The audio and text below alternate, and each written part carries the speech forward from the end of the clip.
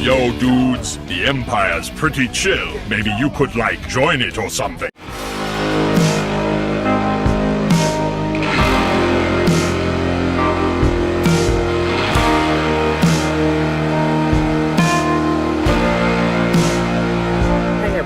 Lucimus Prime here, and welcome to a brand new franchise ranking video. And in today's ranking video, guys, I'm going to be ranking this time a horror franchise as a brand new ranking video.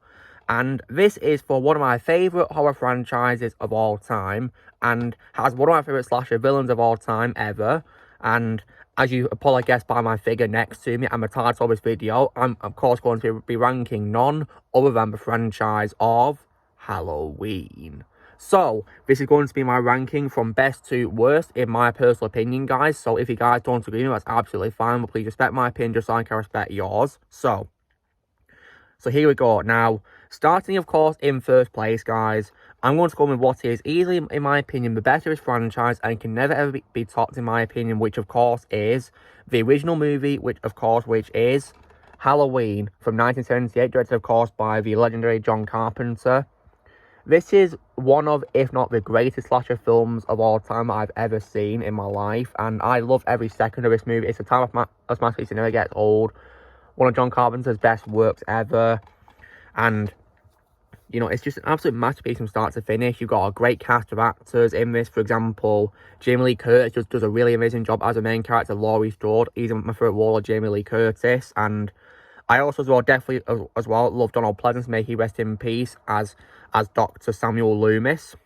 He definitely played him perfectly. He's my favourite role of all time from Donald Pleasence. And I, of course, also definitely love the addition of Nick Castle as The Shape, also known as Michael Myers.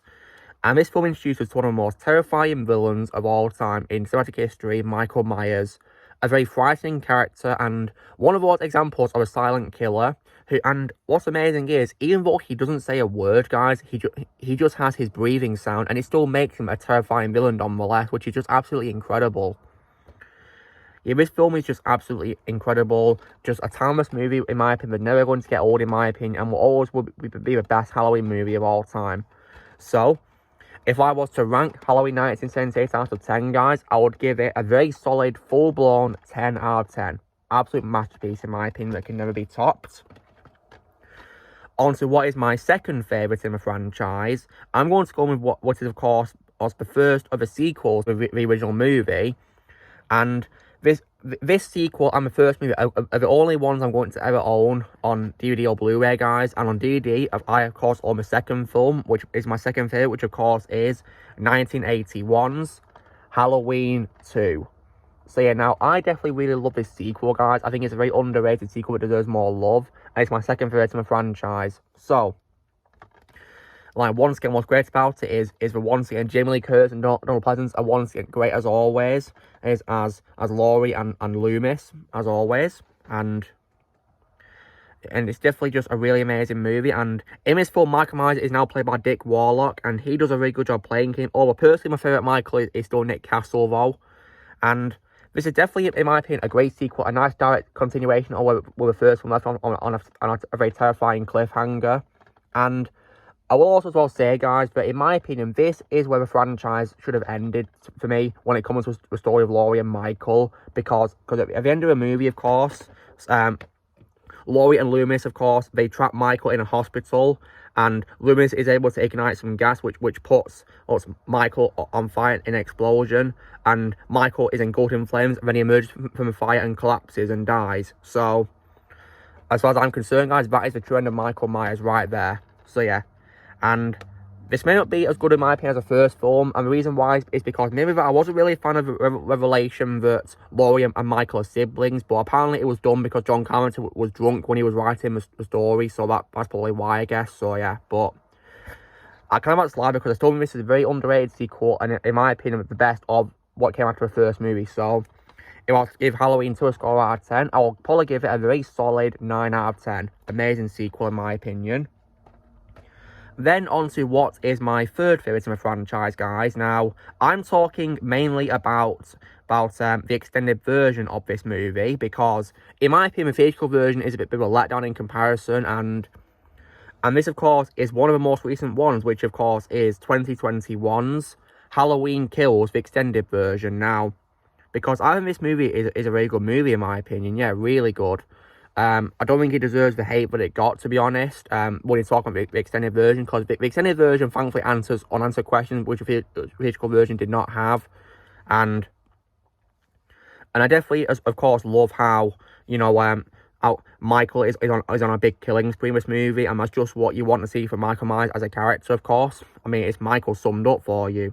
And one of the reasons why I prefer the ending in the extended version is because it sets up what's going to come with Laurie setting out to hunt Michael. Definitely, in my opinion, a good way to wrap it up. Much better than the theatrical version. The theatrical version wasn't that good, and I can also as well accept Laurie being in hospital in this film and not being able to do much because obviously she's injured, so understandably so she can't do much, which is totally fine. It's about a sequel about that, which I don't like, which I'll get to when talking about that.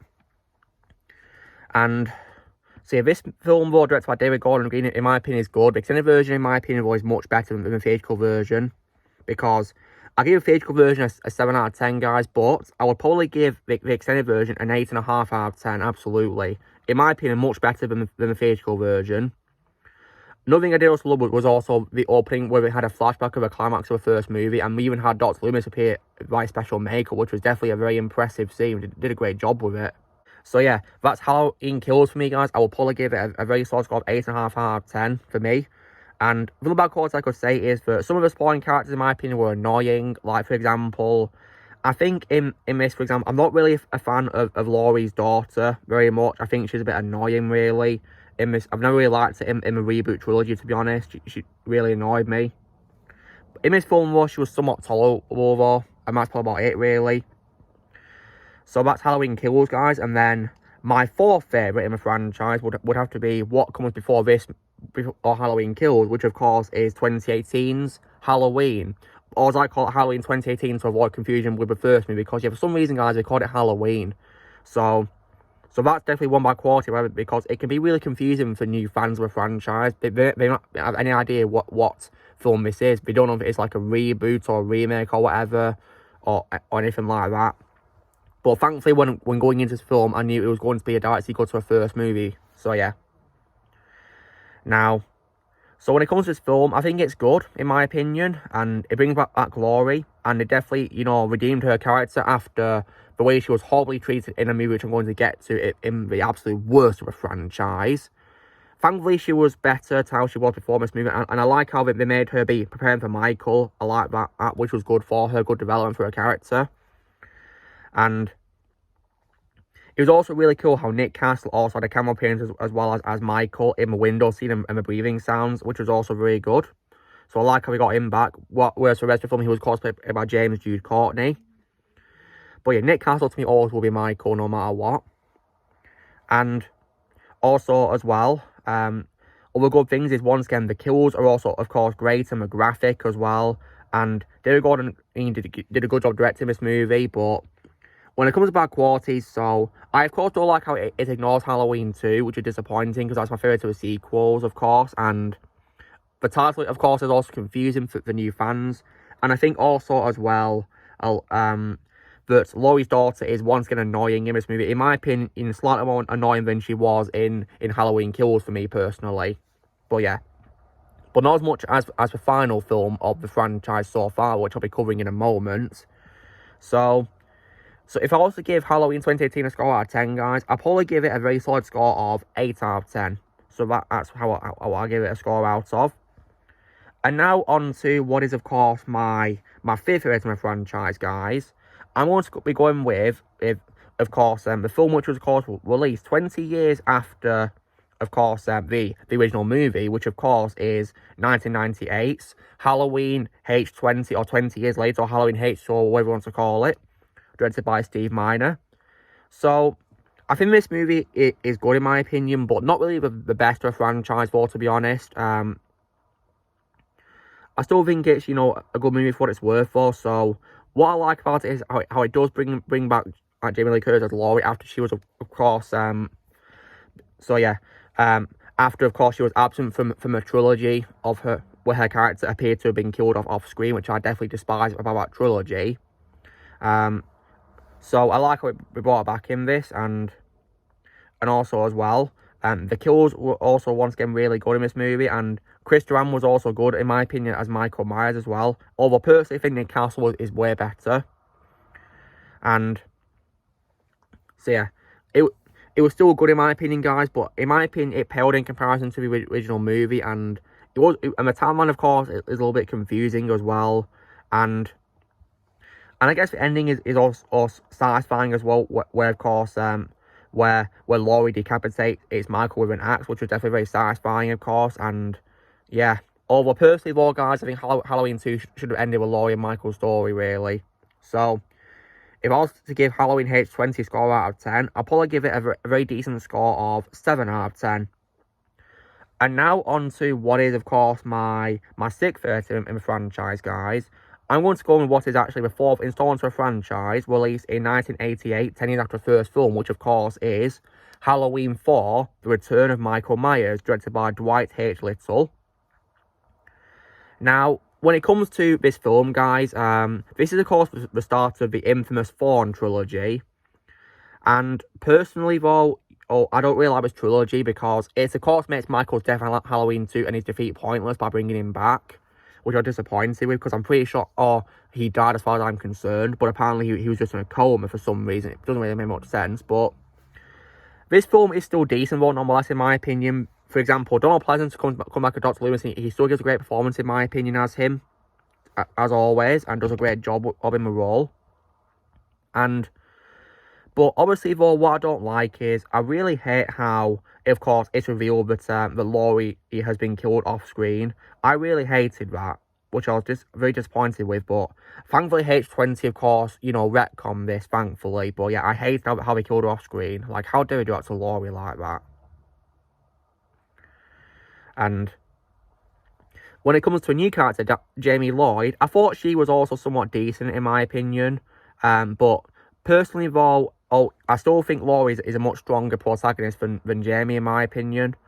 And I think also the ending of the movie was also a bit of a nice climax, of course, where it's revealed that the evil inside of Michael has now influenced Jamie, and we see Dr. Loomis, screaming no repeatedly. Yeah, definitely, a very, shocking ending there, really. But the Black Waters I just mentioned makes me think this is, not really the best of the franchise. I mean, it may be the best of the Thorne trilogy, but it's not really saying much, in my opinion. So, if I was to give Halloween 4 Return of Michael Myers a score out of 10, I'd probably give it a score of 6.5 out of 10.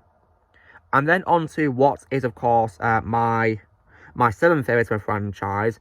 I'm going to go with what is actually the third installment of the franchise. And it's taken, of course, after Halloween 2, which is 1982's Halloween 3, Season of the Witch. Now, this may be a lot more ranking, but it's not because of no Michael being in it, because I like how this one decided to do something different, because one thing that sequels can be guilty of is rehashing their predecessors, but thankfully this film does something new by introducing a new villain, which of course is the Silver Shamrock Mask Company, which is headed, of course, by Conal Cochran.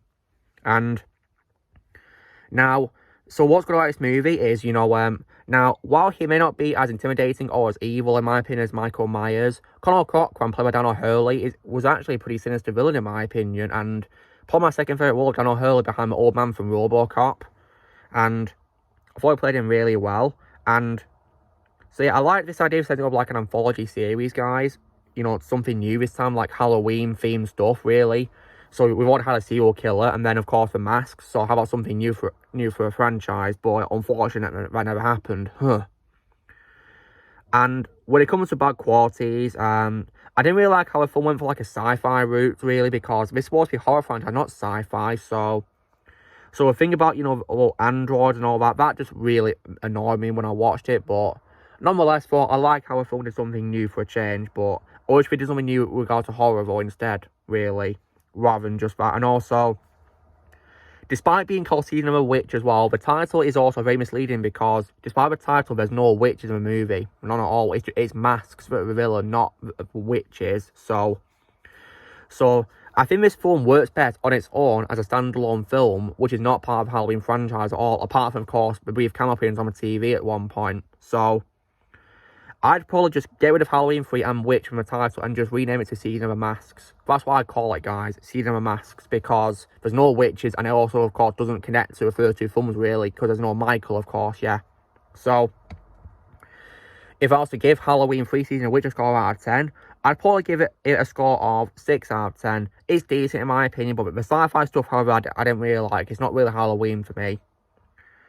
And then on to what is actually the most recent one of a franchise, guys, and was unfortunately a big disappointment in my opinion, and is the third installment of the new trilogy, the most recent one, which of course is 2022's Halloween Ends.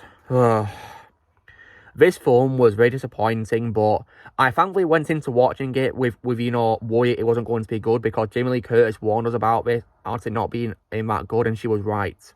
So, now, when it comes to this film, guys, the only reason why I don't think it's a terrible film that many people have going into a movie is because I liked, of course, in my opinion, the best part of the film was probably the climax, where Laurie finally defeats Michael, and of course, and Michael gets thrown into like a grinder, and he gets shredded. So, that's probably the scene which is worth watching in the movie, but in my opinion, though, my main quality of this film is that apart from that scene, the film just feels like boring filler, because for like half an hour into the movie, barely anything happens, sadly, which is disappointing. And what's also as well unfortunate as well is, despite being a great villain, and as always, Michael Myers, he barely appears in the movie, which is just ridiculous for a character like Michael Myers. Like, come on. This is supposed to be like the epic final climax between Laurie and Michael, their final story together. But Michael barely appears, and I hated that. And also, if you guys also thought Laurie didn't do much in Halloween Kills, wait to see it in this film, because she doesn't do much in this film despite being in good health, recovered. Doesn't do much, which is very disappointing. She only gets to be in action at the end of the movie when she's fighting Michael, and that's it, sadly. And also, as well, I couldn't care less about the subplot involving that character called Corey. Like, I didn't care about him because he barely had any development, and he didn't even appear before. He came out of nowhere, and, like, his story, I just didn't care. I wanted more of Michael, not him. Goodness me. So, in my opinion, guys, the only best part of this film is probably the climax, and that's probably about it, really. So, if I was to give this film a score out of 10... I'll probably give it a very mediocre score of, once again, 6 out of 10. It may be decent, but it's just boring filler in my opinion. Then on to what is of course the final installment of the Thorne trilogy, which of course is 1995's Halloween: The Curse of Michael Myers. So, when it comes to this film, guys, this is definitely one of the disappointing ones of the franchise, but it may not be as bad in my opinion as the second part of the Thorne trilogy, which I'll be getting to. So, what I don't like about this film is, you know, once again, I just thought this film was pretty boring and mediocre. And what I also hated as well was how Dr. Loomis barely had any screen time in the film. And what's also unfortunate is that Donald Pleasence unfortunately died during filming, so yeah, rest in peace, Donald Pleasence. But the thing is that they had lots of footage of him to use, and they barely used it at all in the film, which I hated. So, like, yeah, I definitely did not like that, to be honest. And Paul Rudd also appears in the film as a character called Tommy Doyle, and unfortunately for his character was bland in my opinion, and yeah, rather disappointing. And yeah, this film, in my opinion, is just very mediocre. But it may not be as bad, in my opinion, as the second part of Thorne trilogy, which I'll be getting to soon. So, if I was to give Halloween 6, The Curse of Michael Myers, as a score out of 10, I'd probably give it a very mediocre score of 5 out of 10. So, yeah. But now we go on to what is, in my opinion, the worst of the Thorne trilogy, which, of course, is none other than 1989's Halloween 5, The Revenge of Michael Myers. God, this movie sucked. God, I really did not like this movie. So, once again, the film was boring, barely anything happened, and the film also introduces a very annoying character who I really hated from the very first second she first appeared, guys, which was Tina. Like, Tina was so incredibly annoying as hell. I couldn't stand her. And honestly, she really annoyed me. in this film. Easily, in my opinion, the worst part of it. And also, I also did not like the two cops. They were very, very goofy and annoying. I hated that. They were so annoying, those two characters. Yeah, very cool movie for me, guys. This film was just boring and very forgettable. Yeah, this movie sucked. If I was to give it a score out of 10, I'll probably give it a very bad score of 4.5 out of 10. Yeah, garbage. Then we get on to what is actually the first of the remakes, guys. Directed, of course, by Rob Zombie. And out of the two remakes, though, in 11th place for me, it would have to be, of course, none other than the 2007, of course, film, which is Rob Zombie's Halloween. And I'm talking about the director's cut of the film, guys, because yeah, I only saw that version, and because of this version, which I hated, I don't plan to watch the theatrical version. I'm not interested now. What's better about this film is, so now the only things about this movie is probably some of the cast is decent. Like Tyler Mane was alright as Michael Myers. I like him better as Sabretooth and X-Men though. Malcolm McDowell was also decent in this film as Sam Loomis, in my opinion. Although I do, of course, prefer Donald Pleasence strongly. But in my opinion, the best character in the film was probably Brad Dourif's character, Sheriff Lee Brackett. In my opinion, the only tolerable character in the film was by Rob Zombie. Obviously, I do prefer Brad as Chucky, though, nonetheless. When it comes to bad qualities, this film literally just has the same things you'd expect from a Rob Zombie film, which is an overbloating of swearing beyond all belief, lots of strong language. Like, from the very moment the film begins, you know it's going to suck because of swearing. And of course, as well, the infamous casting of Rob Zombie's wife, Sherry Moon. And she's my bad quality with all his films because, guys, she can't act. Yeah, she can't act at all, and this film is no exception. And this film was just so annoying because of her scenes, in my opinion. And Laurie is also in this film as well, guys. It's played, of course, by Scout Taylor Compton. And she was so annoying, in my opinion. Really annoying. So, the other thing about this movie was probably Brad Dourif's character. Loomis was also tolerable, and the kills were also fine too, I guess. And the film also, unfortunately as well, takes away the whole myth of who Michael is as a character. I think Loomis's monologue in the original film about Michael was enough for me to know what kind of character Michael is. But this film just, you know, took away the mystery, and I hated that. So, if I was to give Rob Zombie's Halloween 2007 a score out of 10, I'd probably give it a very bad score of 3 out of 10. So yeah, screw it all away. Then on to his second remake, guys, which is actually the penultimate one in the ranking for me, in 12th place, which of course is none other than 2009's Halloween 2 by Rob Zombie. Yeah, this film was absolute garbage, guys, and once again I saw a director's cut and I hated it. I really hated it so much. Just a terrible film in my opinion. Like, it has the bad things from the first film by Rob Zombie, and it makes them worse and adds worse things. For example, Loomis is so unlikable in this movie, and I hated that. And the only thing, in my opinion, was once again Brad Dourif's character. But yeah, the bad qualities I said with the first film, they still stand with this film. Like, for example, Sherry Moon and Zombies is a horrible miscast in Rob Zombie's movies because she can't act. And also, as well, how they made Lewis unlikable. And also, get this, guys, right? At the end of the movie, Michael Myers talks. Yeah, Michael Myers talks. Because he yells to Loomis, die. So, like, Rob, you don't understand at all. Michael Myers does not speak. He never talks at all. Yeah, honestly, if this way, Rob Zombie needs to go retire. Because, yeah, he's not making good films these days. He needs to retire. So, yeah. If I was to give Rob Zombie's Halloween 2 a score out of 10, I'll probably give it a very bad score of 0 out of 10. So, yeah, screw it all away. Garbage, in my opinion. But then on to the worst of the worst, which is one of the worst sequels I've ever seen in my life, which I think is absolute trash from start to finish. The worst Halloween film, in my opinion, guys, of course, is none other than 2002's Halloween Resurrection. Right, I absolutely despise this film. This is one of the worst films I've ever seen in my life. Absolutely horrible film, in my opinion, guys. Really horrible movie.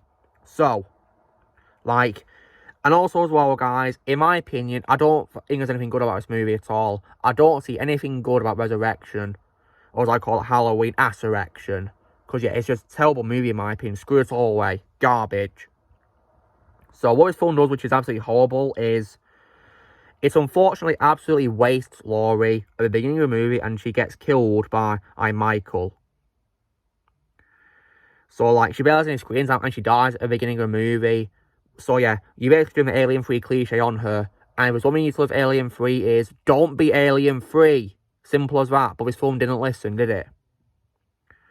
Like, that made me so angry how he did that to Laurie. I really hated that. So, yeah.